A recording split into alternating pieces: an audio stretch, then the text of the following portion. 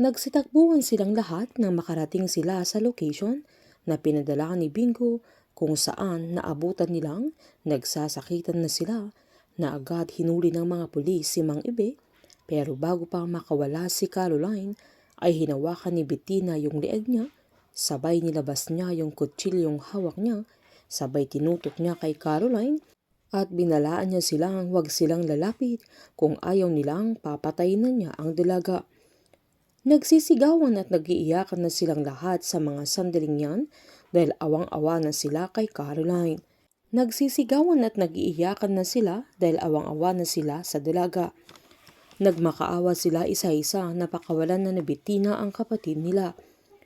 Todo ang pagmamakaawa ni Bingo na wag niyang sasaktan si Caroline dahil kapatid niya ang dalaga na kahit nasasaktan siya sa mga sandaling yan ay mahal na mahal siya ni Caroline. Nagmakaawa din ang dalaga sa atin niya pero sinigawan lang niya ito. Maging si Cindy ay nagmakaawa na sa anak niya pero sinumbat ng dalaga na si Charleston lang naman ang importante sa mama nila na kinagulat nilang lahat dahil hindi nila alam na nagsiselos si Bettina sa kanyang mga kapatid. Nang magmakaawa naman sa Irene ay galit na sinabi ni Bettina nang alam niya ay magkakampi silang dalawa. Umiiyak na humingi ng tawad si Wilson sa dalaga kung naging masamang ama siya sa kanila, lalo na kay Bettina na siya ang pinaka-most responsible, pinakamatatag, most independent sa kanilang magkakapatid. Pasigaw na sinabi ni Bettina na mali ang papa niya dahil hindi siya matapang pero pinipilit niya dahil yun ang kailangan niya dahil wala siyang kakampi na kung hindi si Caroline ay si Charleston ang laging hinahanap ni Wilson na kahit ang aya nila ang unang tumalikod sa pamilya nila. Sinumbat pa ng dalaga sa mama niya na noong bumalik na ang aya niya ay wala siyang narinig na masamang bagay mula kay Cindy kung pinag-uusapan nila ang aya niya na maging sa Irene na kahit anong sakit ng ulo ang dinadala niya sa pamilya nila ay iniintindi pa rin nila at maging si Carlo na unang nakakuha ng pinakamataas na posisyon sa GLC na kahit alam nilang lahat na mas magaling siya sa kanya.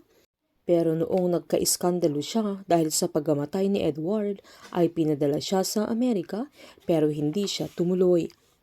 Masakit sa kanya dahil pinagtulakan nila sa mga panahong kailangan niya ng pamilya.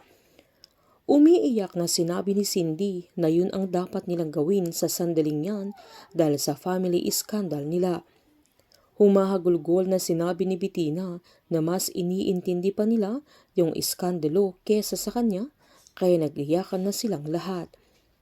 Umiiyak na humingi ng sorry si Wilson na paulit-ulit sa kanyang anak at inamin niyang kasalanan niya kung bakit siya nagkakaganon. Lahat sila ay todo ang pagmamakaawa nila kay Bettina pero pinatigas ng dalaga ang puso niya kaya nang sasaksakin na niya si Caroline ay nagsigawan na silang lahat pero bago pa niya masaksak ang kapatid niya ay binaril ng isang pulis yung tuhod niya kaya agad siyang na-outbalance at napahiga. Agad namang tumakbo si Caroline at patakbong sinalubong siya ni Bingo na niyakap niya ang dalaga habang umiiyak ito na nilalabanan naman ni Bingo ang katawan niya sa mga sandaling yan dahil talagang hilong-hilo na siya at bumibigay na.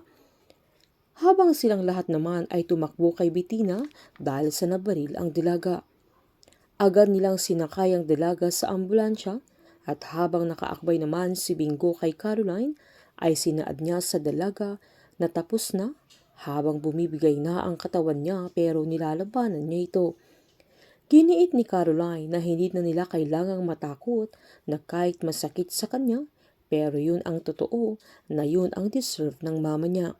Habang nagsasalita si Caroline ay tuluyan nang nawalan ng malay si Bingo kay nagsisisigaw na ang dalaga at sobrang nag-alala silang lahat sa sandaling yan.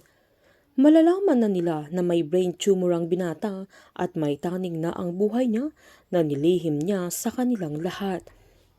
Hanggang panaginip na lang kaya ang kasalang inasam nila Bingo at Caroline para sa kanilang dalawa at tuluyan na kayang mamamaalam si Bingo sa kanila. painit ng painit ang mga tagpo, subaybayan po natin ang pagwawakas bukas ng Can't Buy Me Love dito po sa aking channel.